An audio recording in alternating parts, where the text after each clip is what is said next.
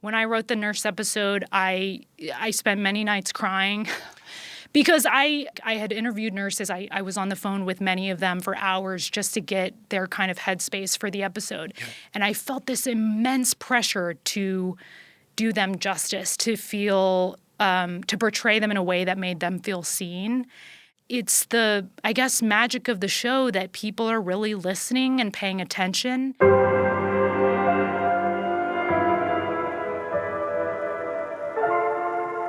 Welcome to the Warner Brothers Lot. I'm Jonathon Buckley, and this is A Lot More.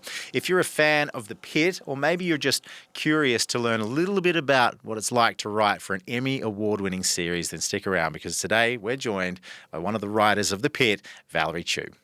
Valerie, thank you for coming from your office today to come and join us here on The Lot to talk about The Pitt. I'm hoping by the end of this we might get a hint about season 3, but we won't go there yet, because I know that's probably why you're in the office at the moment. Yes. Okay. You've written a number of episodes now for The Pitt, which is interesting because I guess I don't really understand how it works when it comes to the writer's room. It seems like there's a lot of you. Is that correct? We have expanded from season 2 to 3. So we started in seasons 1 and 2 with 7 writers. Yep. And for season 3, we now have 12. Oh, wow. So it's okay. So when did it start to grow? Was it after the success of first season? I think, it was a decision by Scott Gemmell, our showrunner, to expand the writing staff. I think traditionally for 15 episodes, 10 writers is usually more standard. So we were sort of a smaller staff to begin with. And then for season 3, we added a doctor. We just wanted more of that perspective. And then 2 of our assistants got staffed to full-time writers. So it was just kind of an organic expansion of the room. Yeah, and so when you added a doctor, is the doctor a writer or like a doctor and writer? Yes. So we actually now have 3 doctors on the writing staff, and one of them, our sort of like most experienced, Dr. Joe Sachs, who's like the face of all things wonderful medical on this show. He was a writer on ER, so he has that writing background along with his medical background. And then the new writer we added is Dr. Josh Troke, who has a lot of experience writing for television in addition to being a doctor. Okay. So that helps in that regard because you've got a lot of credits when it comes to writing, like Nashville and Better Call Saul. Yes. And really great stuff. But do you have any experience with medical? I don't, and I'm very embarrassed by that. Oh, I don't think so. I think you should be flattered at the quality of your writing that they would bring you in. Were you invited into the show? Was it did they see your work and said, hey, we'd love Valerie to join? So typically the way it works with writing jobs in this industry, you hopefully have a representative like an agent who sort of sends out your material for the jobs that they hear about. So I love telling this story because my original script that I send out for all of these jobs has nothing to do with medical procedural. It's a character piece that's kind of based on my dad's midlife crisis. So it had nothing medical in it. It was a very slow burn, not at all like in real time. And something about that script resonated with Scott. And the feedback we got was, of course, we would love writers with medical background, but we also want writers who can write character and who can speak to the 3-dimension nature of human experience. I keep saying that it's a fluke that I got onto the show, but somehow that resonated with Scott to hire me. And I had never worked on a John Wells show. I want to read that script now. Is it like a half-hour script, an hour script, a movie? It's an hour-long pilot, and it's about this Asian guy who has a midlife crisis and becomes a Vegas impersonator. Oh, so, wow. Yeah. That is super. I love that idea. And who's he impersonating? Everyone. Oh. So it's Elton John, Elvis. He sort of puts on a lot of different hats. These tribute artists in real life, they do a lot of impersonation. Yeah. So casting for that would be challenging, I feel like. Yeah. Do you have someone in mind? I had always imagined B.D. Wong, who is this like incredible, not only actor, but he has a musical background and he can sing because you want someone who can sing. I've looked at your credits. So story editor. So is that kind of keeping an eye on everything, like the overarching story? Is that how that works? We have all these titles for writers. It really just means your level. It sort of speaks to your level of experience. Okay. So the staff writer is like a level 1 writer. Story editor is technically level 2. This year for season 3, I'm a co-producer, so that's like a level 4 writer. What was your first gig? Do you remember that first gig? I had written what we call freelance episodes on both Nashville and Queen Sugar, and I was an assistant. So if you're a showrunner, for example, you have the opportunity to give your assistants a shot. So those episodes are, I'm credited for that, but I was not working as a full-time writer on staff. Right. That happened on this show Tracker that's on CBS still, and that was my first full-time writing job. And that was after 10 years of being an assistant and sort of going through the mental toll of like, should I leave this business? Am I going to make it? Yeah. And Were you writing alongside while you were assisting as well? Yes, definitely. I was, doing all the things that you're supposed to do to try and get that first full-time job. I probably wrote like 6 or 7 pilots in that time, had representation who was trying to get me on shows, would get really close to getting a job. It would always be like, oh, it was down to 2 and we chose the other person. Yeah. Now that I've sort of started that path as writer, it feels like it all was meaningful in that it sort of builds this resilience.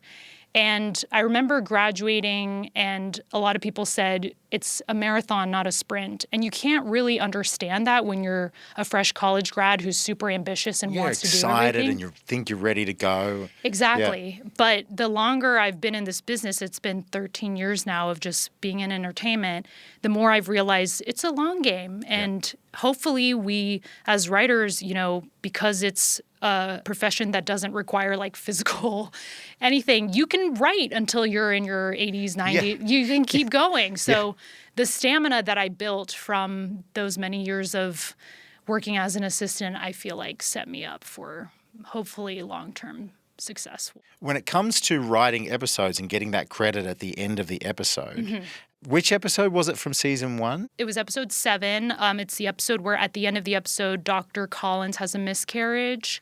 Right. Also the episode where Dr. Santos chews out this patient that she believes is abusing his daughter. That's right. Also the episode with an autistic patient who comes in. I was very proud of that storyline. There's a lot that happens in each episode. Yes, exactly. It feels like it's even more dense in this second season as well, because I know you did, so season 2, if you're watching, so you did episode 6 and episode 11. Yes. 206 was... You killed Louis. I know. Yeah, that was really that was a tough watch because he was a beloved character. Yes. Was that dictated to you? Was it like, hey, unfortunately, you have to pen Louis' demise? The script assignments are often luck of the draw. Okay. So we didn't know that Louis was going to die in this episode. We also didn't know it was going to be the nurse-centric episode. Yep. So Scott just assigns what writer is going to write each episode. And usually it starts with like the writers with the most experience get the first one. We do have some ideas of what will be in these episodes when he does those assignments, but we weren't really sure. I did not know I was going to get that episode. And as a writer, when it works out, you're like, oh my God, that's so cool. Yeah, it's a big beat in the series. Like, he was a central character and again, beloved by not only the characters within the show, but I think from the audience as well. So it's a big moment for, I imagine, for a writer in that position. Yeah, and I know on our staff, like, we always want to be a team player, but you can't help but, like, get excited or like pitch yourself to write certain storylines because you're just passionate about them. So I secretly really wanted the nurse episode. Scott had talked about we should do an episode from the nurse's perspective, and I was just like really hoping that I would be assigned that one, but it was total luck. There's a line that you wrote which I thought was really cool. Always listen to the nurses. They run the ER. We just try and stay out of their way. Is that something that you'd heard somewhere, or is that some research that you'd done that you kind of had gotten that vibe? In a writer's room, writers are pitching out lines of dialogue even if it's not their episode. So that was a Scott line, actually. Got you. Okay. And that was a callback to season 1 because Robbie says that to Whitaker in season 1 when he's a med student. Yeah. And so it's just this growth of like now Whitaker is imparting his wisdom to the next generation. What do you do for research? Do you spend, I mean, I know that you've got the doctors on hand to sort of pick their brain, Yep. but now that you're writing for this type of environment, do you find yourself getting into weird rabbit holes on the internet? So for me, one of the early ideas I had was to start volunteering at a hospital because I felt like such an imposter. What am I doing writing on a medical show when I don't have a medical background? Yeah. And the ER is such an uncomfortable place. You know, our characters are dealing with so much day in and day out. And I guess it's sort of like a journalist where you feel like I want to be in the trenches with them. I want to get a sense of what this is like for people who have to deal with this. So early on, we had a nurses' night, which we do every year, where one of the charge nurses down at the hospital by USC brings in her 10 nurses to just share stories with us about their experiences, and we take some of that and put it in the show. And she was the volunteer coordinator at this hospital. And so I said to her, you know, I would love to volunteer and just sort of experience this environment, even observe my surroundings. And I started volunteering at this hospital, LA General. It was important for me just to kind of experience the environment. I wouldn't say that I have seen things that I take back to the room, but just getting the feel of how do these doctors interact with each other? How do these nurses interact with each other? What are these moments of patient care? Did you learn anything about yourself in the process of doing something like that? I feel like that would be... I feel like I learned that I can't do what they do. I feel like I could maybe be a healthcare worker in a different setting, but ER specifically, and I've talked to so many doctors and nurses who are like, it's in my blood to be emergency medicine specifically. They have a calling. Yes. Yeah. There's a specific type of person, I know they often get accused of being adrenaline junkies, but it's the kind of person that's every day I'm going to gear up and I can do this and I can serve this underserved population. And I just admire that. And I also know I would be too emotional. I would, if a patient yelled at me, I would just immediately buckle. Yeah, it does take a special type of person, doesn't it? Yeah. And I feel like when you raise the stakes that high, it makes your job feel like it's worthwhile doing it. It invigorates you to keep doing it. Yes, that hospital in particular, it is a county hospital. It is the underserved population is coming in, a lot of the unhoused folks, a lot of people of color. And every time I talked to one of the nurses, it was we feel a specific calling to protect this group of people.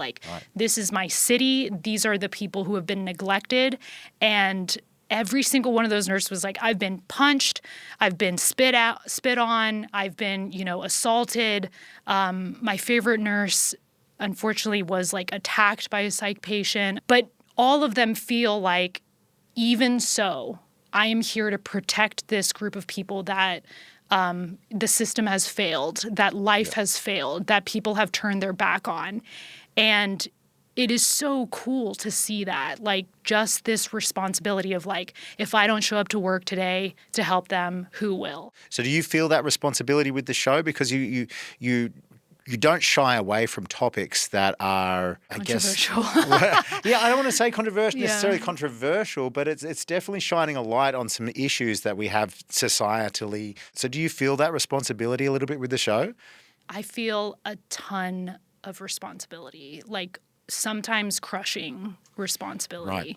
When I wrote the nurse episode, I spent many nights crying because I felt like I had interviewed nurses. I was on the phone with many of them for hours just to get their kind of headspace for the episode. Yeah. And I felt this immense pressure to do them justice, to feel, to portray them in a way that made them feel seen. And only I put that pressure on myself. No one else was putting that pressure on me. It's the, I guess, magic of the show that people are really listening and paying attention. And then you feel whether it's medical accuracy or not perpetuating negative stereotypes. We talk about that a lot on this show, racism, disabled representation, sexual orientation. Film and TV have for so long perpetuated these negative stereotypes, unintentionally or intentionally. we're constantly talking in the room about responsible storytelling. Like, let's go the extra mile to ask the questions that will present this story in a way that's not just lazy, or that's not just, continuing to, I guess I keep saying perpetuate, but these ideas in audience's mind of what this patient is like. For me in particular, one of the storylines that was close to me in season 1, we had a patient with schizophrenia, and my aunt has schizoaffective disorder. And I personally am so tired of the representation of like the manic, angry schizophrenic. And so it was really important to me to show like the other side of that. And let's just show a patient who is not being brought in because of her schizophrenia, but here she is as a person who, isn't getting angry, isn't attacking someone, but is just able to be in this space. And maybe an audience member watching that character will have a slightly different perspective of someone with schizophrenia next time around. There's been a number of episodes that I can identify with personally from either personal experience or being with somebody going through a similar experience. It's so honest and so accurate that it can be difficult at times. Do you ever worry about could it end up being too bleak or too hard for people to watch because it is so accurate sometimes? That's why it's been so surprising, the response, because I do feel like there is a lot of tragedy on the show, and we try to bring levity to it. I think one of Scott's superpowers as a writer is he has that comedic sensibility, and he brings that into characters and dialogue. And that is, by the way, very true of how EDs function. The feedback we get from doctors a lot is make it funnier. We have a lot of like gallows humor. Joke around. Yeah, exactly. Like our resident consultants will say like, yeah, it's not funny. Dark comedy. When the show first aired, it was like the day after the LA fires. And I just thought, my God, nobody's going to want to watch a show that takes place in the ER, very tense, 12-hour shift in real time. And I've been shocked at how I think there's a catharsis that people feel.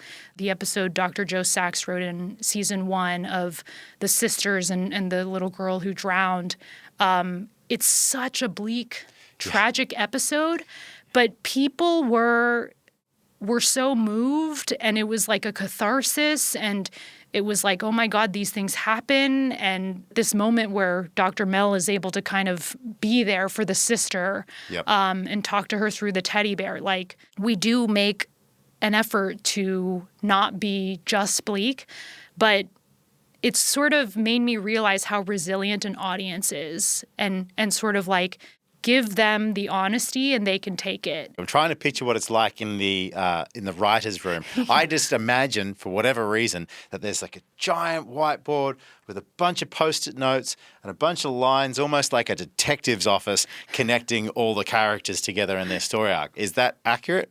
Or way off? No, there is a giant whiteboard. Okay. And the way we organize our board is 1 through 15. So episodes 1 through 15. And then we have a separate board for our characters. So we put every character's name on this separate board. And at this moment, since we're in season 3, we're talking broad strokes of like what we want the character experience in season 3. So we have these 2 boards, one that's like episode to episode, and how are things going to play out at the pace that feels organic to, this patient who comes in, what's realistic for how long they would stay in the hospital, et cetera.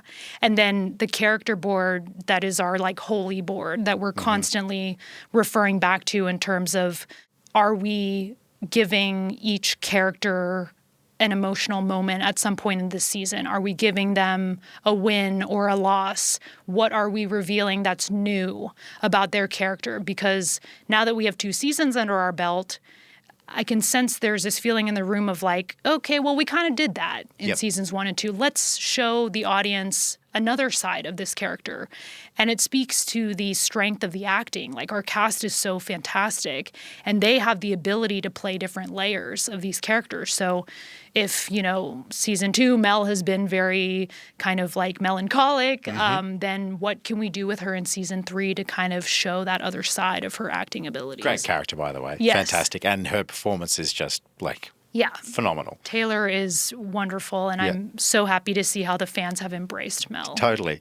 Is it particularly challenging from a writer's perspective to try and create the moments outside of the medical dialogue, story, relationship, arcs, when it all takes place within 15 hours? Yes, it is. It's something that I think I'm still trying to figure out, even in season 3. I'm used to telling stories that take place over weeks and months, and the characters grow over that time. So we're constantly having to recalibrate, like, well, would they really have come to this conclusion by the end of a 12-hour or a 15-hour shift? Sometimes we'll allow for that cheat because it's good storytelling. And sometimes somebody in the room will be like, well, I don't know if he can get to forgiveness by the end of the season. That feels a little fast. It's a challenge, definitely. It's a challenge, yeah. Particularly watching Langdon's character right now, and he's like right in the middle of it. He's getting it from all angles, and I hope he gets some resolution. But again, it all happens within one day. And right. Do people turn around and learn something in a day? I do think that having that structure forces you as a writer to be more nuanced, which is a good kind of organic parameter to have on your storytelling. It's like, well, the instinct is that they would have this big revelation by the end of the day. And because of the format of our show, it's like, well, maybe they take a first step in that direction. And so naturally you're like, okay, the story is more nuanced, which tends to be better storytelling, in my opinion. As a writer, do you get the jitters before an episode? We always think about, when we look at entertainment, we think about, the actors and then the story and everything else. But behind the scenes as a writer, are you at home with your favorite snacks and like, okay, let's watch this, bring some friends around, crossing fingers? Do you get that kind of jitters before an episode airs? I do, and it also depends on what is in the episode. Look, some writers are really good at blocking out the fan responses, and I would say that I'm in the middle. I think it's extremely valuable because sometimes people are pointing out medical inaccuracies or things that, like, oh, well, you kind of portray this character in a way that sort of rubbed me the wrong way. I think I'm never offended by that feedback ever. Obviously, you can't let that dictate your writing and the way that you kind of craft a season. You can't let it be an overbearing kind of thing. But I do think that as writers, you should be able to kind of take feedback and sort of learn from your, quote, mistakes. For one of the storylines for tomorrow's episode, I am very nervous because I think it is a hot topic in America at the moment. By the time this podcast airs, the episode will have aired. Okay. So I'm assuming that we're talking about the ice. Yes. Ice coming into the hospital. When I saw the episode, I was like, wow. I straight away thought, well, this is powerful. But were you writing as it was as the issues were sort of unfolding? But when we spoke to John Wells about this, he said that this was written prior to everything that had gone on in Minneapolis. Yes, that's correct. So the sense going into this, like, how does it feel? Yeah, I think I'm nervous. Yeah. I think what I'm nervous about is, at the end of the day, our show takes place in an ER. And what we're trying to accomplish is we're trying to tell stories about how every aspect of life and social issues and, political issues, they seem to trickle down into the ER. Yep. Obviously, the amount of issues that we cover in a 15-hour shift is well beyond what would realistically happen. That's the entertainment and storytelling part of it. We're trying to show how ERs are affected and how often healthcare workers bear the brunt of what's going on in the news. Yeah. It's not necessarily that I'm worried people will respond a certain way, but I just hope that we told that story in a way that feels real. I think it just goes back to the accuracy. And again, our show, our North Star is just how it affects these characters and how it affects care and how, it affects your day if this kind of interruption takes place. So, Yeah, I guess I can't quite pinpoint what I'm nervous about, but I just get it though. yeah. I understand. I Yeah. understand. It just I understand. Especially when I saw the episode, I was like, okay, this is a bold choice. But again, this was written in before a lot of the events unfolded. So I'll be curious to see how the response myself. But aside from anything, it's a great episode. It's another exceptional episode. You have so much in there. You have another bleak story. Yes, unfortunately, I know. you've got a bit of a body count now. You've killed a few people throughout. The cancer storyline was a challenge, and there's so many people I know that will have watched that and felt something watching that. But I think you're doing a remarkable job. Are you having fun? Yes, I am. Yeah, I'm trying. I'm definitely trying. I think I'm the kind of person who the critical side of my brain never turns off. So even when these episodes air, like my friends always force me to have a watch party. I think that's a good thing to do. Yes. It's important. But even as they're airing, I'm like, ugh, I wish I had. Yes, I can never turn that part. And I have friends who are like, it's so ridiculous. Like you're on this incredible journey and you can't stop nitpicking the things that you wrote or the missed opportunities. And so I'm trying to get better at that. But I guess it is just kind of this neuroses that writers And go you're through. in it right now too. It's very fresh. I guarantee, like 10 years from now, you're going to look back and think, God, what was I ever worried about? That was exceptional. Yeah. Exceptional. But you're so close to it right now that I get, little words here and there are going to be just like, why did I? That's true. Yeah. Yes, that's true. Yeah. So we're in the writer's room now. It's pretty fresh too. You only just started up for season 3 like a week or two ago. It's our third week back. Yeah. Okay, third week back. Do we have a big picture for the overall sort of day that's going to take place at this point? I don't know if I'm allowed to say, I think this is okay to say, but we're not going to do another holiday. Okay. It's not going to be another event because it just feels like if you keep doing that, it's a little gimmicky.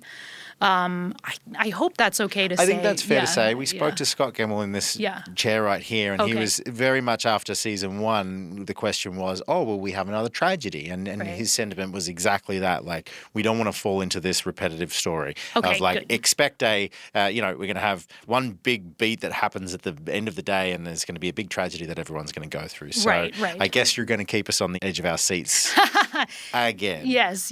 The process of breaking stories on this show has evolved over seasons. And I think what we're sort of trying to remember going into this season is you naturally, as a storyteller, there's the screenwriting principles of like first, second, and third act. And, naturally you're like building up to something. And now that we've sort of done that in season 1 and season 2, I think we're trying hard not to outdo ourselves. It doesn't have to be this big event that we're building to. Now people love these characters. Like they've spent 2 seasons with them. And hopefully fans just want to see these characters again. And I think if you give each character a little moment that, by the way, doesn't have to do necessarily with their personal lives or some big midlife crisis that they're dealing with or some big, like, I think we have fallen into the trap at times of like, what's something in their personal life that's like bleeding into their work life. And the reality when you talk to a lot of these residents is like, no, we're compartmentalizing. That's what we're taught to do, to sort of let work be work and personal life be personal life. So I think going into this season, we're trying not to kind of go for these big sweeping moments that can feel manufactured if you're not careful. On a personal note, I want to congratulate you because I think you're doing a fantastic job. Thank you. You're writing for one of the most popular TV shows, well, currently, but in a while as well. Do you have any advice for anybody who would be listening to this? Because if I were a writing student right now, I would have loved to have listened to you speak just now. Do you have any advice for those people that might want to follow in your footsteps? Yes. Well, I love the way that I came onto the Pitt because I feel like it's a hopeful story. I was always told that you're going to get your first writing job from somebody you know, and that this industry is about relationships. And that is true, and you do have to build those relationships. But this was a situation where my agent submitted me. I'd never worked with John Wells or on any of his shows. I had always dreamed of working on his shows because he's such a titan in television. But somehow, with this script of mine that was very personal, not even a medical procedural, that resonated with someone like Scott, who did not know me. I did not have any recommendations call in, and say like, hire Valerie. And it's a testament to his ability to staff a room because he was willing to take a chance on people he hadn't worked with before. Yeah. And it's understandable. Like, I've worked with plenty of people who are like, I just want to hire my friends, and I totally get that. But for people out there who are like, well, how do I break in?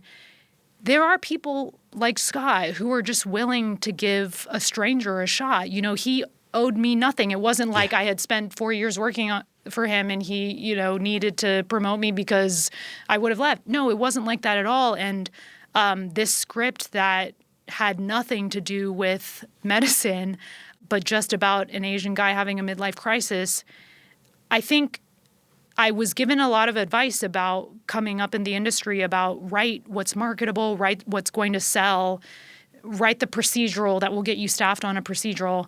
And my story is one that defies all of that advice. Yep. And I would just encourage writers to write the thing that they're passionate about because, maybe it doesn't sell, but maybe it ends up in the hands of someone who's willing to take a shot on you. And my first writing job on Tracker was the same way. My boss didn't know me. I had never worked on a CBS show. I didn't know the studio. I didn't have a way in. And off of that same sample, he was willing to take a chance on me. And so I do think there are these Cinderella stories that still exist where, you hear stories all the time about actors who are like, I was working at McDonald's and Steven Spielberg, it feels like a fantasy, but it does happen. It's rare, but it's possible. And that's the hope that I can give to somebody who's trying to break in is like, you never know where your first job is going to come from. You never know who is going to be the person saying, I'll take a risk on that person. Remind us the name of your script again. Johnny Be Good. Johnny Be Good. Keep an eye out for it. I got high hopes. One day it's going to be on our television screens. Thank you so much. Valerie, it's been such a pleasure to talk to you. Thank you so much. I really appreciated this candid chat. You're such an open book and very refreshing to learn all about what goes on behind the scenes at the Pitt. Thanks very much. Yay. Thank you so much. Appreciate it. Yay.